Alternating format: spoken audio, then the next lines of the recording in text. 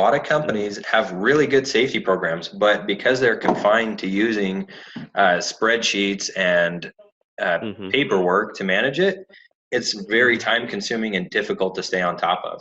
And so the idea with these tools is that it makes it easier.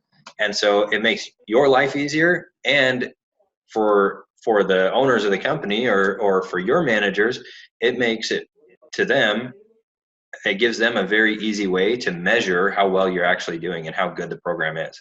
And so it makes you look better as well. A couple of things we like to talk about is kind of how the tools work together. We've built the tools as the entire site as a progressive, kind of build on top of each other system, where it gets easier and easier as you use the tools. The drop-down menus, the check boxes, those kind of things get simpler and collects all of the previous information so that you can quickly build new platforms and new, lockout, tagouts, JSAs, those kinds of things. The other unique thing is we have what we call an integrated cloud-based software. Cloud-based just means it's virtually accessible anywhere at any time. And integration simply means, or what we mean by integration is that all the tools are standalone and will work by themselves, but they are also work very well with each other.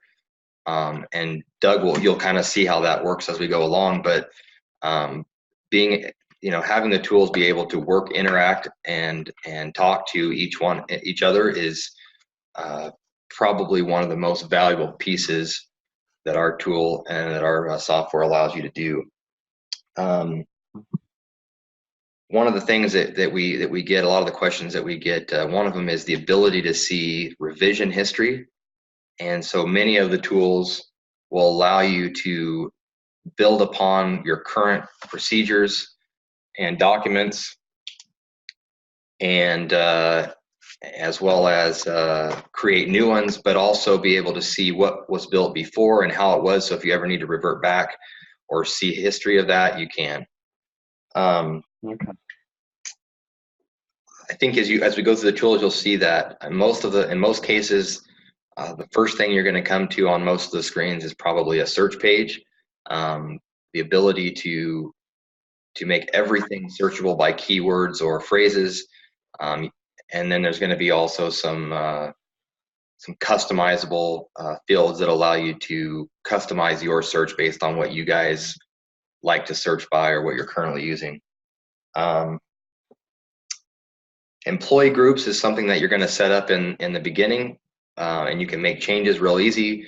We'll probably show you that in one of the tools to give you an example, but you're going to group your employees most likely by, job title, location in the facility, supervisor or team, whether it be the maintenance team or the innovations team or the R&D or whatever the different teams that you guys have in your business. And then by doing that, as you build trainings or as you build action items, those team members are going to be automatically attached to specific information that's relative to them. When you hire a new employee, then they'll automatically be attached to those groups based on their title, location, advisor, that kind of thing. Okay. Doug, am I missing anything in the beginning? I know So maybe how the users work, or so I think there's two more things that are worth touching on here. One of those is the revision history. So anytime that you or someone else makes a change to a document, makes a change to a workflow, anything like that, you're going to see who changed it, what they changed, and when they changed it. So if you have a lockout tag out that you add a new step to, maybe because you added a new device to it to lock it out, when you add that step, you're going to be able to go back in 2 months and say, what was the step I added? What exactly did it say? And if you need to, you can actually revert back to the prior version, the previous version. It's also saved. So you have the revision history, you have the audit history. That one's pretty straightforward. You can see when it was audited, who audited it. And the other thing, and I'm losing the paper here. The other thing is the permission. So the way we handle permissions and admin is if you're going to be creating a document, for example, if you're going to build a new lockout tagout, you have to be an admin. If you're going to change a lockout tagout, you have to be an admin. If you're going to perform a lockout tagout, you don't have to be an admin. Or if you're going to perform an audit on a lockout tagout, you don't have to be an admin. So that's kind of how it works throughout the whole tool. If you're going to create, update, or remove data, you got to be an admin. Otherwise, you don't have to be. So some examples I like to give, because they're frequently asked, are: do you have to be an admin to create an incident? No. Do you have to be an admin to supervise training? No. And do you have to be an admin to complete an audit? No. Yeah, so we give you the ability to assign permission groups to any employee in your company. So you can assign permissions to all your supervisors so that they can create an incident or complete training or whatever. The way that our tool works is, as long as you allow your employees access, we allow you to have as many employees as you want on the system. It doesn't cost you anything extra. Essentially, we let them log in through a set of parameters. Typically, you're going to see a login using an employee number. So if they pulled it up on their phone, they would type in their employee number and it would get them into BasicSafe. And then they could view their training material. They could view their SDS. They could view any policies that pertain to them or complete an audit, anything like that. It will work on a phone, a tablet, any computer. And as long as you can get internet access, it'll work great anywhere. Okay. Great. All right.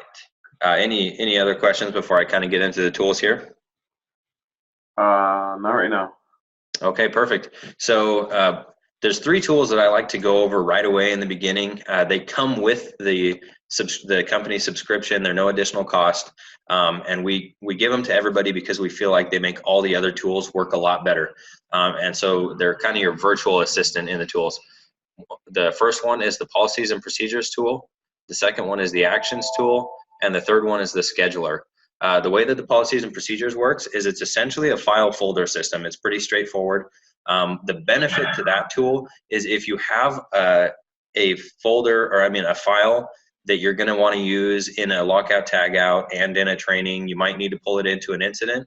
If you put it in the PMP tool, it'll automatically, when you update it in that folder, it'll automatically update in every other tool that it's connected to.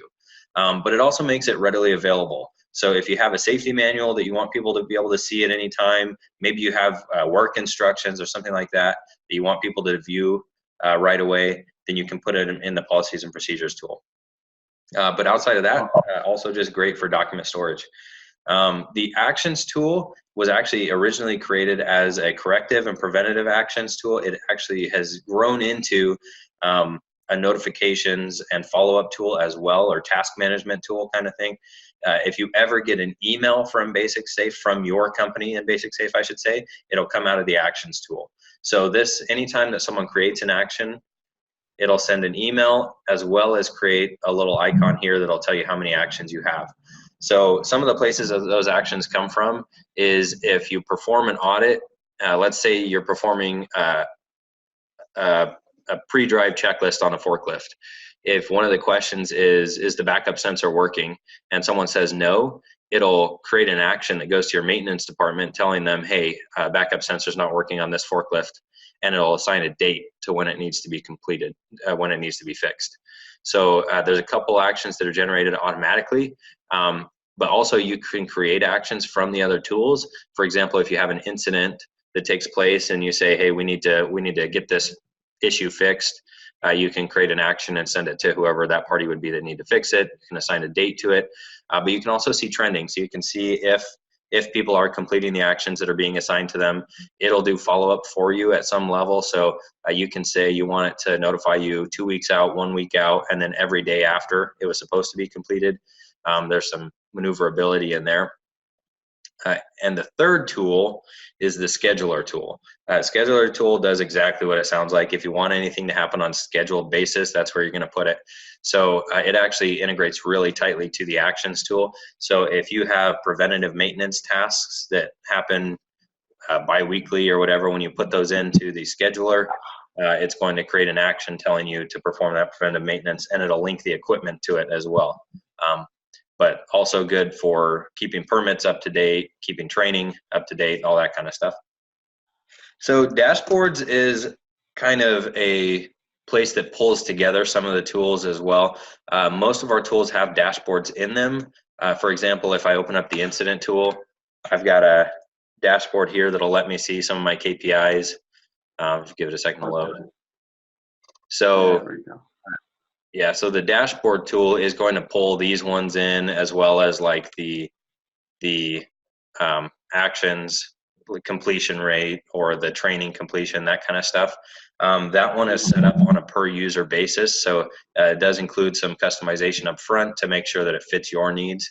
But if you're just looking at simple dashboards, those are actually in the tools themselves as well. All right, so the SDS tool is one of our simpler tools. The idea behind this is it's similar to the policy and procedures tool. It just makes all your SDS readily available. So if someone's out on the plant floor and they get a chemical in their eye, and they need to know right away what to do to flush it, as long as someone has their phone on them, they can pull up your SDS right there without having to go and search for the paperwork and everything. It just makes them available right away. But it also has a management component to it. So if you have SDS, or I guess all your SDS have to be reviewed regularly, right? You can assign the date that you want that to be reviewed on, and it'll send an action item to you telling you to review that SDS. It'll also keep that revision history for you. That one's pretty straightforward, like I said. But if you wanted to see all your SDS, you can also print like a chemical inventory here. And I'll just show you what these look like here. There we go. So it just keeps that file. Are those SDS that have been uploaded? So or are they just come in with the tool? They don't come with the tool. What we found when we tried to go that direction is that you get like 43 different SDS that all are the same.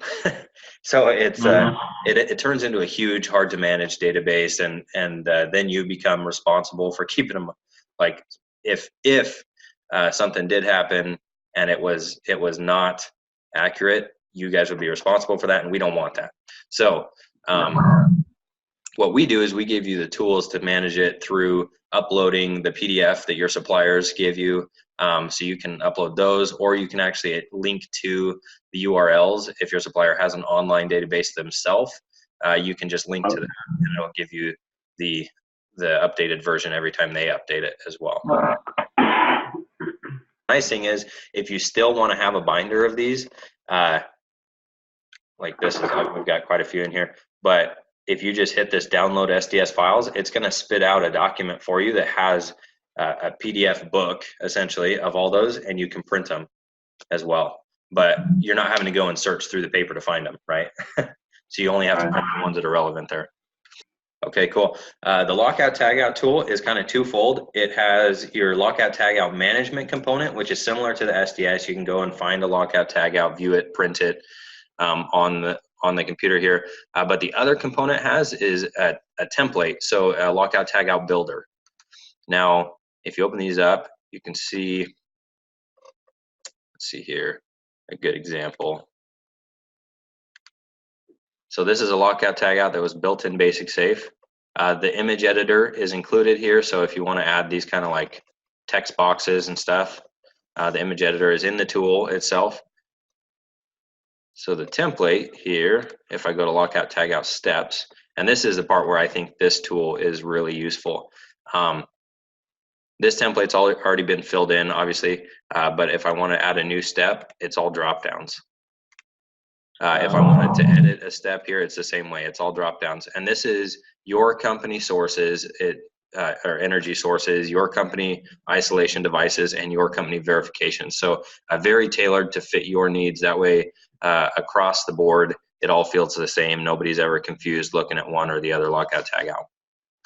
Other option is if you have lockout tagouts, you can actually upload your existing ones, and then it just keeps them readily available for you online here. Yeah. All right, the JSA tool is actually very similar to the lockout tagout. It does have some additional cool functionality here. if I am on the JSA training tool, training piece, which is the first page here, I'm going to see who has been certified in the JSAs that are pre-built. So I can view those certifications, but also I just have a report of that. So if I need to find someone to complete a job, really simple. It also gives you a place where you can create a new JSA on the fly. So if you guys are doing toolbox talk type of JSAs, really simple to complete those. Just put an example here. Once again, it's going to be insert job step. And this is a growing database. So if the first time you come in to use this, obviously this is going to be empty. The job steps will be, but once you start creating them, it's going to start adding them to the list. If I just click one here and submit it, if that job step has been used before, it'll automatically link in the potential hazards as well as the PPE and safety instructions for that step. They can be updated to fit the one that you're building right then, but what this should give you is a really simple way to build out a JSA really quickly.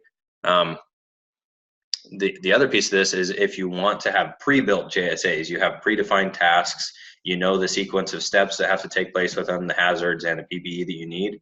You can build them in here, and then people can come and certify in those JSAs. So if I go look at my existing JSAs, and I just do a view here. So here's a JSA that we built as a predefined one. The lockout tagout is attached, so if I click lockout tagout, it opens that right up. So I'm not having to go find it anywhere else. Same thing for the confined space entry permit that's attached to this, the SDS that are attached to this. They're all just readily available. It should prevent your employees from having to go looking for that, any of that documentation. Here, as you're adding the steps, then it's going to, once I add one, I guess. Once I add a step, I'm gonna have the option to attach SDS, policy and procedure, permit, or a lockout tag out up in the right-hand corner here. Okay. Yeah, so those will be linked into the tool, so you're not gonna have to go searching for them. The incident tool. So one of the things that I really like about this incident tool, and this is probably one of our most interactive tools that we have as far as tailoring it to your company.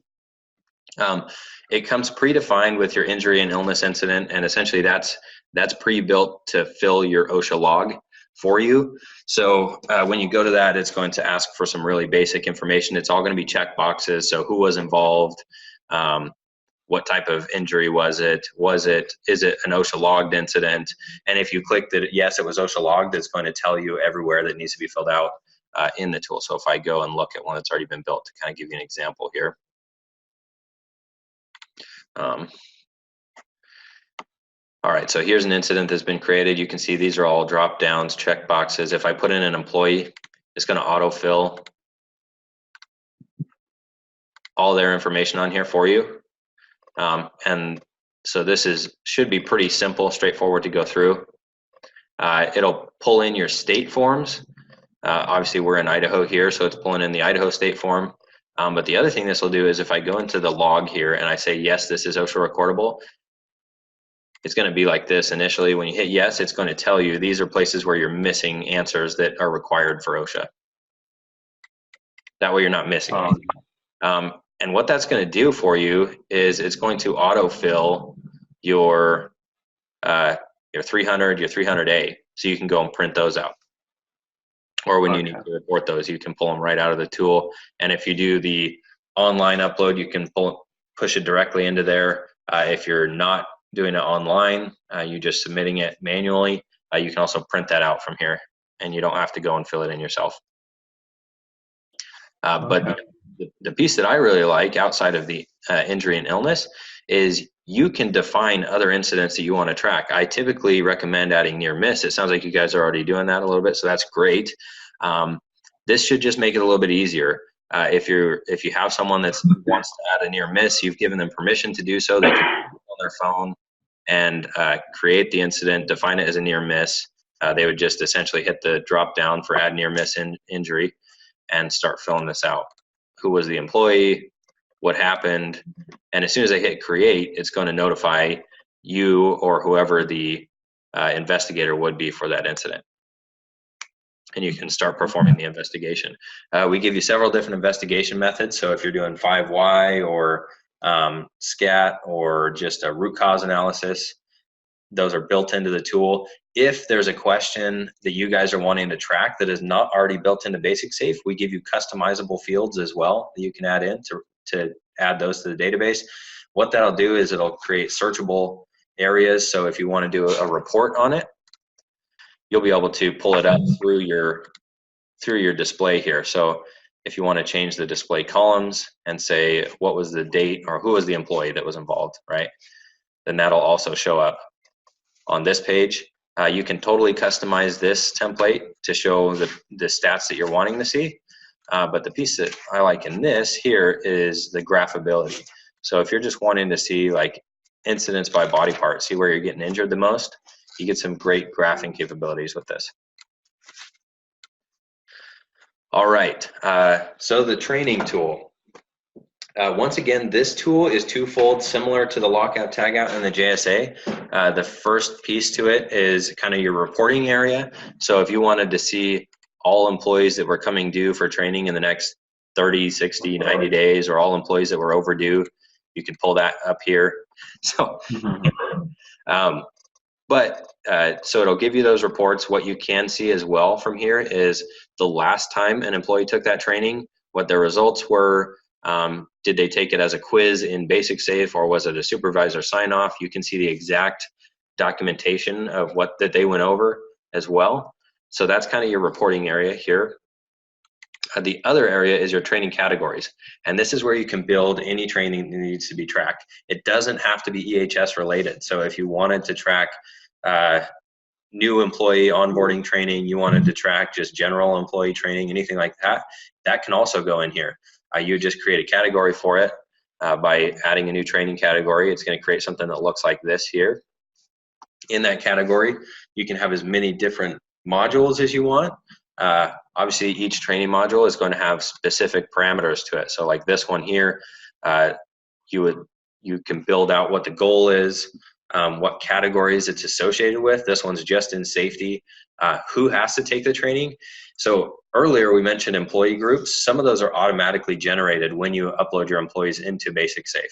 So if you had maintenance training and you have the employee group maintenance assigned to it, anytime you added a new employee with that job title, they would automatically get assigned to this training. This is where you also set the recurrence for that training so you can get notifications out of it. We give you two different methods to validate employee training. One of them is this, an employee can log in to BasicSafe, go over the training material, and then take a quiz to self-certify. We also do what we call traditional trainer sign-off, and that's where the supervisor or the trainer could come in, upload like a signature page or any documentation they needed to, and then just go through a checkbox to, here we go. So if I just do a specific employee group, let's use maintenance since I used it earlier, and I can just do select all, and maybe these 3 people didn't show up. So then I can sign off everyone else on that training. All right, so training, the audit tool, let me see. Perfect, okay. So the audit tool is actually one of my favorite tools here. It's unique in that although all of our tools are available on a mobile phone or a tablet, this one actually has a standalone app that functions totally outside of internet. It doesn't have to have any connectivity whatsoever to use it. So if you have your audits, inspections, or checklists on here and you have employees that have to go to remote areas that won't necessarily be getting any sort of service, they'll still be able to use this app to pull up those audits, inspections, surveys, whatever the case is that they're completing. And this is what it looks like here. So it's very user-friendly, works on Android or iPhone. And one of the nice things about this, you can see you can add a comment or a photo to every question. But one of the things I really like about this is a lot of the audit software that's out there will only let you do binary questions. So it'll be yes, no, not applicable, or safe at risk, not applicable. we actually give you 7 different question types that you can work with.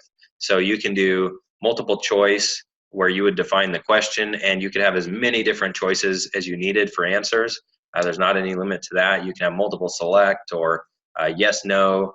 You can have a question that automatically creates an action item that is sent to like your maintenance department or a supervisor. You can have a range from 1 to 10, lots of different options there. And then on your end, you can see how those questions are being answered.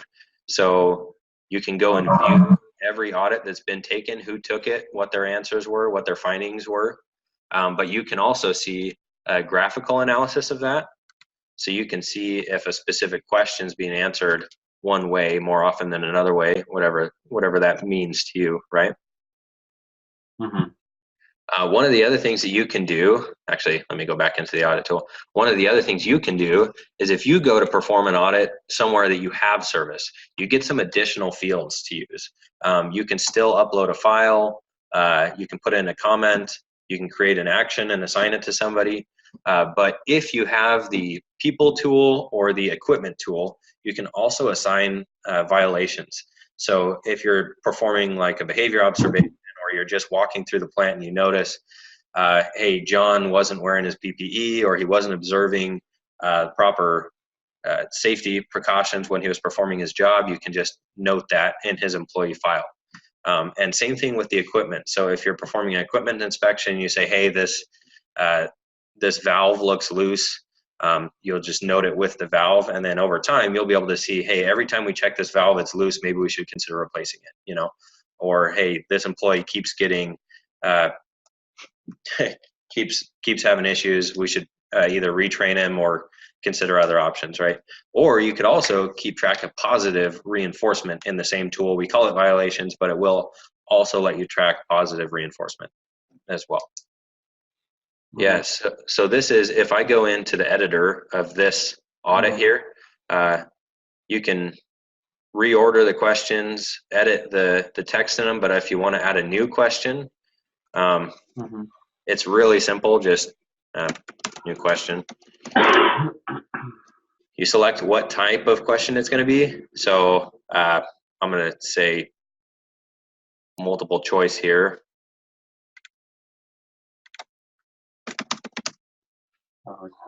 Yeah, so I mean, this is super customizable here. And then this is where, like, if you had an action item that needed to be created, you could also have that. It would go to an individual.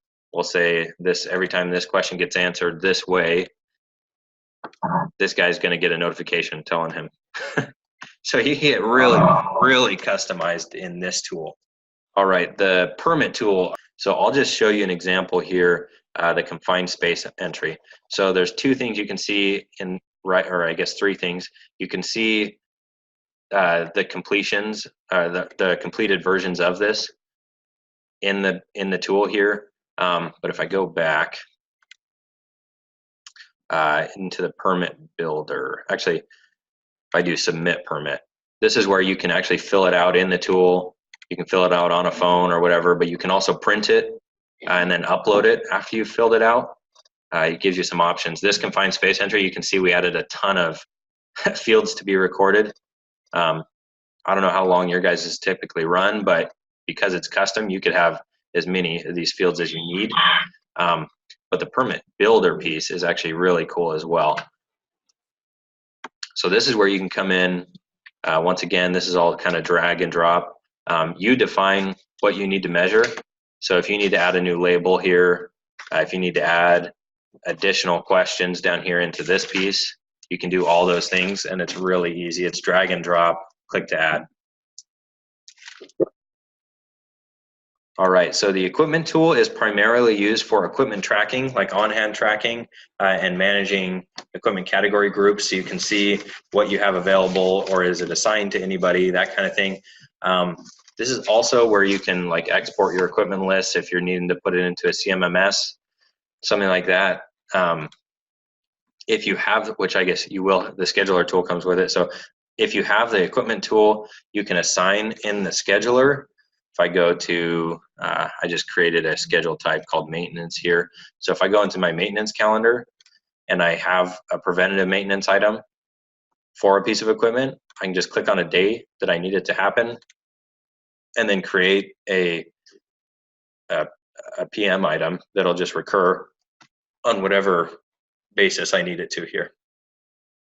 The people tool has actually two additional tools inside of it. One of them is that reinforcement tool, which we call the violations module, where you can see if you have employees that are regularly having violations. It just gives you a way to track that and have a paper trail, and upload any documents. Maybe if you had to do a write-up or something like that, you'll be able to store those documents in there and view them with the employee file. The other tool that it gives you is the engagement tool, which is where you can see at what level your supervisors are interacting with their employees. So you can see the percentage if you give them a specific assignment to talk about, like safe lifting is the example we have in here.